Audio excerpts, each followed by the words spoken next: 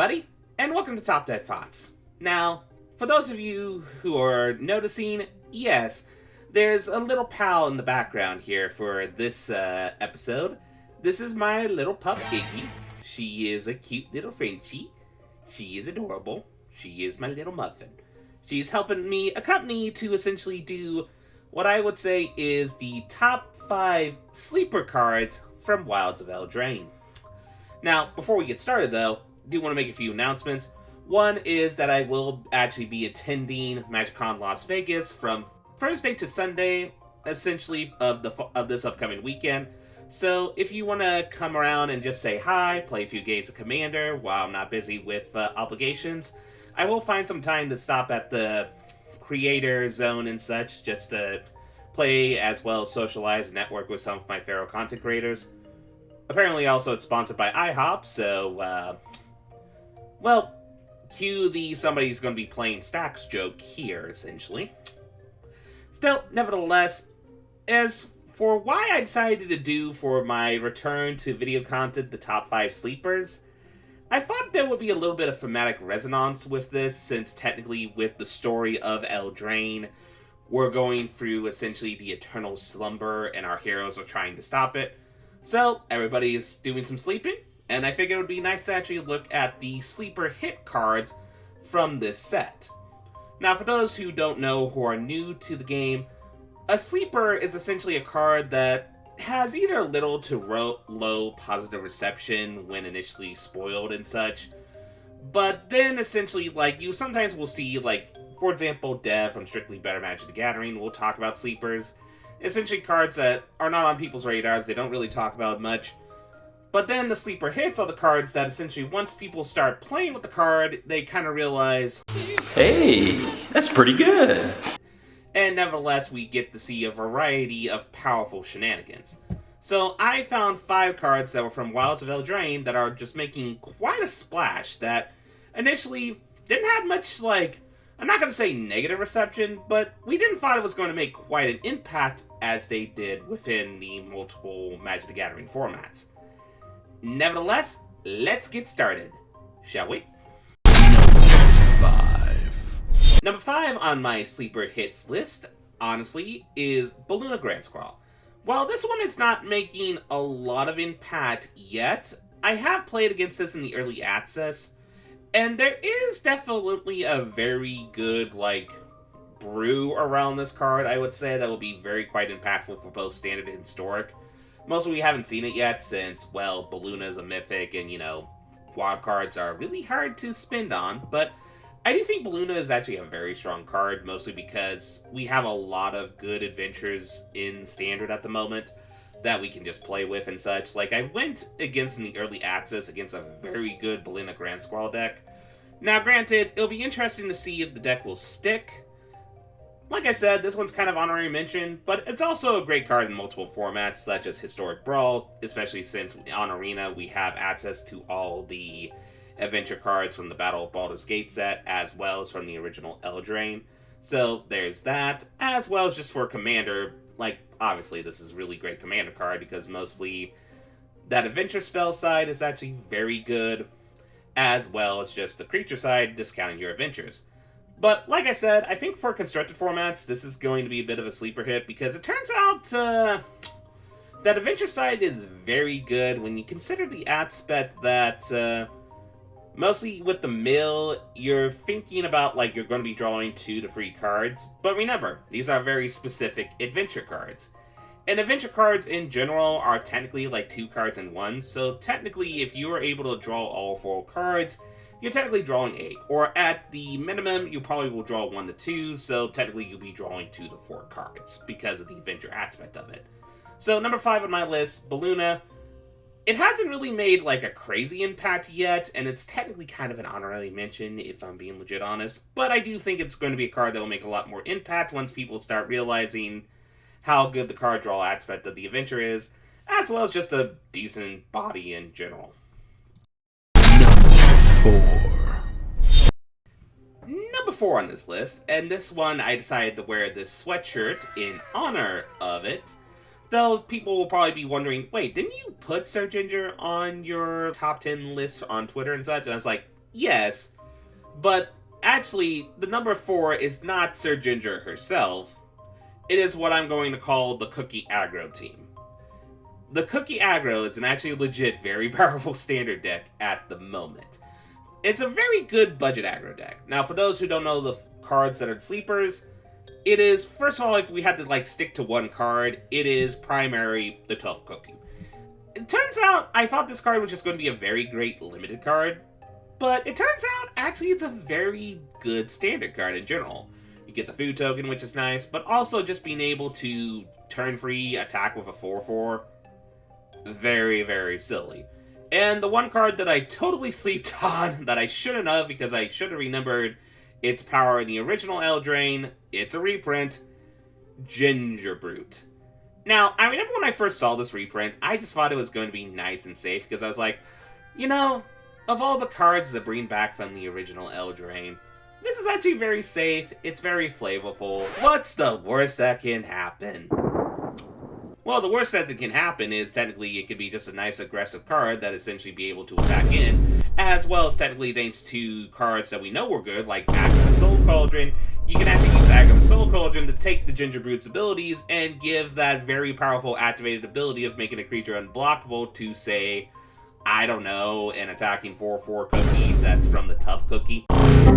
And also relevant with Sir Ginger, because technically when artifacts do go to the graveyard, either get through sacked or through a variety of means of removal, Sir Ginger gets bigger. Oh, and if Sir Ginger's in the graveyard, thanks to the Witch's Cauldron from Agatha, you can essentially then steal Sir Ginger's ability. And then now, once one of your bigger threats that have a counter on it get either prone to a board wipe, hey, you can just spin the mana sink in and actually just get some food to actually help regain health until you go back for the aggro again. Oh, and also should I mention that the Tough Cookie ability, thanks to Aggro Soul Cauldron, can apply to other cards with counters on them as well. And then generally in aggro, the mid-range decks, you want things to get bigger in general. Upon close reflection, this might be just me just showing an Agatha Soul Cauldron appreciation post. Besides that, though, these cookies are very strong for a good, budget aggro list. If you are looking for one, I would say get your Sir Gingers, get your Tough Cookies, and get your Ginger Brutes. They are kind of like a fun, kind of like sweet aggro deck in the standard format.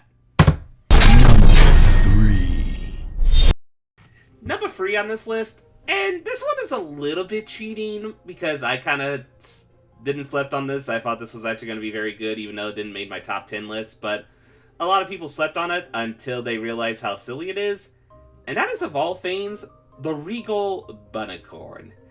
Now, this card just looks innocent enough. It's just like, oh, it's just going to be a 2-mana 1/1, then it become a 2/2. Oh, by the way, once you make a few tokens through a variety of methods of how we can make tokens in multiple formats, it becomes a 3/3, 4/4, 5/5. Oh, and you now can put an equipment on it and give it trample, and then it becomes a 6/6. Oh. It's one of those cards you have to play first to kind of get it. But once you play it, you kind of realize how this cute little rabbit unicorn of all things is our reincarnate ancestor of all things, Termaggoyf. Now, is it as good as Termaggoyf? No, but it can still... This buddy can mess some people up. It's pretty much the best way I'm going to summarize it.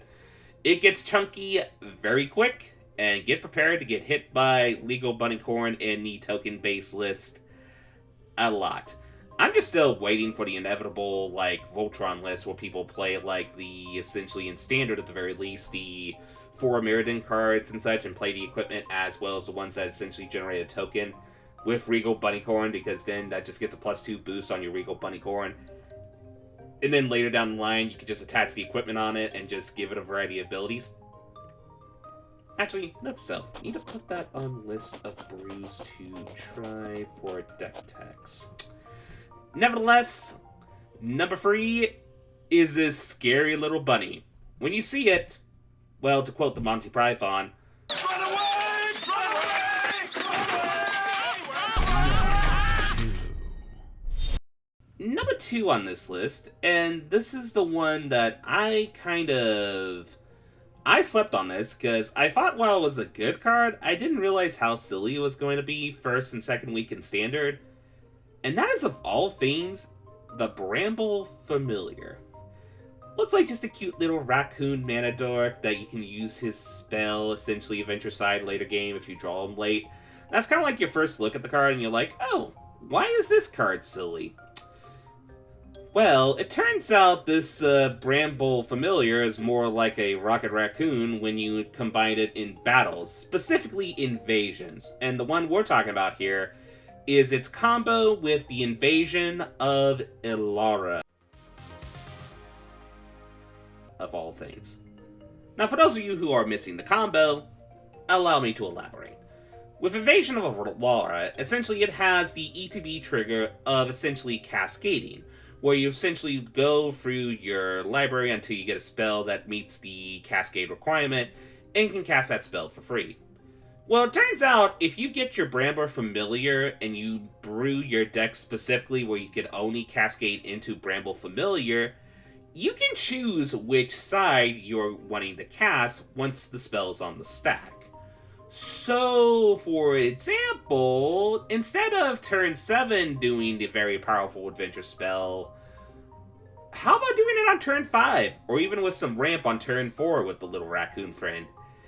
And we've been actually seeing a very popular week 1 to week 2 standard deck, where the basic premise is this combo, and of all things, using the Cemetery Desecrator to reanimate back with the Bramble Familiar's adventure spell, so that you can essentially just exile a thing that costs 7 in your library, which you think sounds impossible until you realize in the popular domain package that this deck is in, that's running stuff that essentially is going to be 7 or more, like essentially the...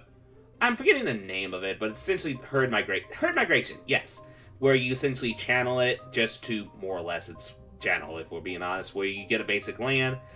That's a 7 mana spell. You exile that, you then remove 7 counters from Invasion of Elara, and then you get all the value on the backside. So, by that deck alone, it made Bramble Familiar from just like a, seems like going to be a decent 2-drop, might have some fun applications in EDH, to a very, very scary Magic the Gathering card if you see it off the Invasion of Elara's Cascade stack. Well, as long as it doesn't ask for your arm... Okay, how much for the arm? Oh, I'll get that arm. Hey, I gotta make another Rocket Raccoon joke. What am I saying? Anyway, I think we should be fine. Right? Right? Right? Number 1. My number 1 sleeper hit from Wilds of Eldraine. Before we say what it is, let's talk about a little bit of background, a little bit of a story, let's just say. Now, the reason why initially I decided to do sleepers of Wilds of Eldraine is because I thought it would have some nice, dare we say, thematic resonance from its previous iteration. Because while technically by today's standards we still regard Thrones of Eldraine as one of the more powerful post-rotation standard sets in a long while, if we're being honest with ourselves, we kind of slept on some of the cards initially. We slept on the whole aspect of how adventures were going to be very impactful and such, and turns out adventures were very good. We slept on some of the more powerful cards and think some cards were better than others, like we thought the Cauldron was going to be great, but it turns out the Great Hinge was just a very silly card. And just other aspects. And even the most powerful, busted card from that set, Oko Thief of Crowns, people forget, before we realize how busted that card was, we all slept on it. We thought it was just going to be too slow. We thought it was not going to be that great. Until we played with it, and you see everywhere through social media, everybody talking about Oko Broko, or, if we're being honest, Elk, Elk, Elk, Elk, Elk, Elk, Elk, Elk, Elk, everywhere with the social media outlets. So, with Wilds of Eldraine, if we had to go with the number 1 sleeper hit card by just the factor of how it's being talked through social media, it can be summarized by one word that you probably have been constantly seeing on the Twitter as well as the other social media spheres. Beans, beans, beans, beans, beans, beans this, beans that. Oh, I get elemental beans. I get force of will beans. Beans, beans, beans! And for some people who are missing what was the number one sleeper hit card that's making everybody talk about beans, the number one card from Wilds of Eldraine that's a sleeper hit is Up the Beanstalk. 1 and a green for an enchantment, has an ETB, you draw a card, and then it has the ability that whenever you cast a spell, so cast trigger, that is 5 or greater, you draw a card as well. Now, I don't recall, and I could be wrong, maybe you can mention in the comments, but during the preview season when this card got revealed, I don't remember anyone, including myself even, thinking that this card was going to be as impactful as it was. It just kind of looks like just your decent, like, Signpost limited draft archetype, kind of like Signpost card that just cycles itself, which is very nice. Helps you if you're either going into the blue-green, kind of like Ramp deck, or the red-green, kind of like Stompy deck, or even potentially in green-white or green-black, like, you know, the big creature decks and such. Like, if you're going to be a deck that's more mid-range to late game, you're probably going to like this card in general in limited, and that's what we thought it was going to be. Just limited draft chaff, with some potential applications in Commander and the specific Stompy decks. Boy, was I and many members of the community were wrong. It turns out that this card is one of the more powerful cards that came from Wilds of Eldraine and seen play in multiple formats. Legacy, Vintage, Modern, Pioneer. I've been even having fun with brewing with it in Standard. And you wonder why the heck that is, until you kind of think on it. So we're going to kind of rewind from the oldest format to the current form, to, like, you know, the quote-unquote standard format, just to explain how powerful this card is. So, once we go to Legacy and Vintage, why is Up the Bean, we'll just say Beans from now on. Why is Beans good in Legacy and Vintage? Well, it turns out when one of the more popular formats plays Force of Will, of all things, it turns out that it takes the one negative aspect of Force of Will, which is you lose a card, and it turns out, oh, every time I counter with Force of Will, I can draw 1, or 2, or 3 cards if I have multiple beans on the battlefield. As well as in that format, there is a popularity of edge spells like Go Forth, Elongus. It's like it's like an Eldraine card. Also even works with the miracle cards like Terminus and such. So even when you cast it for the miracle cost or cast it for a lot cheaper, whether pitching or miracle, or even if we're talking about affinity, where you make your big affinity spells cost less with multiple artifacts, it still sees the mana value as its initial cost. So pretty much any time you Force of Will, cast a big Mirror Enforcer, or even cast like a ridiculously big edge spell, draw a card, draw a card, draw a card.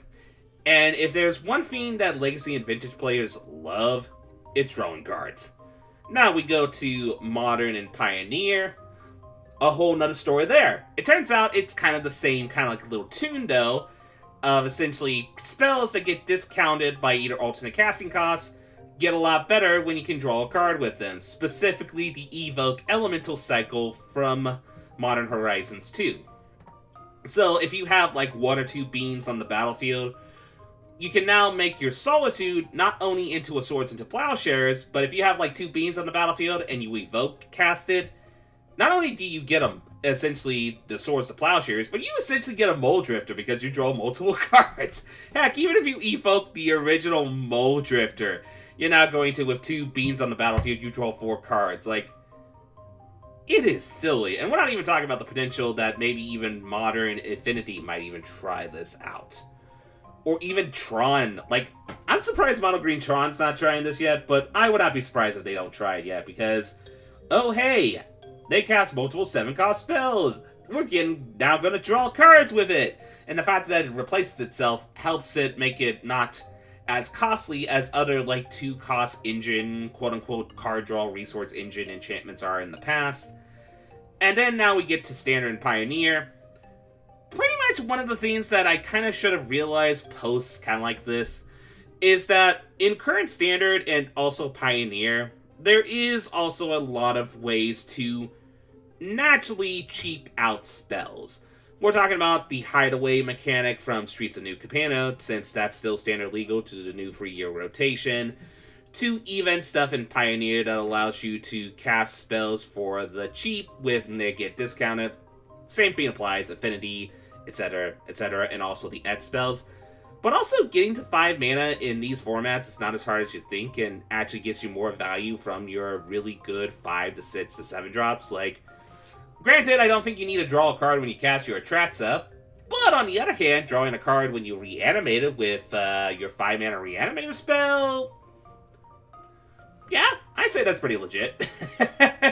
Oh man, imagine if Invoke Despair was still legal in the format. Now people would just be playing Gagari with just playing the beans and just have 2 beans on the battlefield and then Invoke Despair, which then not only do they remove a lot of fiends, but then draw the cards from Invoke Despair, but also draw the cards from Up the Beanstalk. Are you kind of getting a picture of how silly Up the Beanstalk is from what I'm saying? So yeah, the #1 sleeper hit from Wilds of Eldraine, beans. I mean, for Pete's sakes, I spent 8 minutes. Like, look at the length of the other stuff that I talked about on the list. Like, I was kind of short and kind of like such. I spent 8 minutes talking about the beans.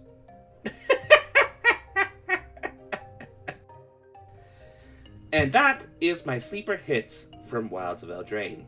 Now, before we go off, I do want to thank anybody who watched the end of this video, and I also just want to thank for people who are still on my channel subscribed and just watching. Sorry if I wasn't making much content before on the channel. Honestly, I kind of had a little bit of a rough patch the past few months, mostly due to some illness, the C word, as well as just other life shenanigans got in the way. I do want to try to get back into making kind of like video content, whether it's going to be lore or deck brews and such, and also... for those who don't know, I also am making video content now on TikTok. You can actually go see my TikTok channel just to essentially see some potentially product openings, as well as just potential short EDH deck techs, as well as just essentially maybe even some fun little videos of the fur babies, like my Cooper, Iggy, and Cash and such. Nevertheless, I still want to thank everybody who's been patient with me. I want to thank everybody who follows me on Twitter and just listens to my 2 cents and appreciates the insight I provide. It is actually very nice to know that I try my best to help this community when I can, with offering fun little insight and such. And I appreciate everybody who enjoys me just rambling on about Magic the Gathering. So, thank you all. I hope you all have a lovely day. As they say, hip hip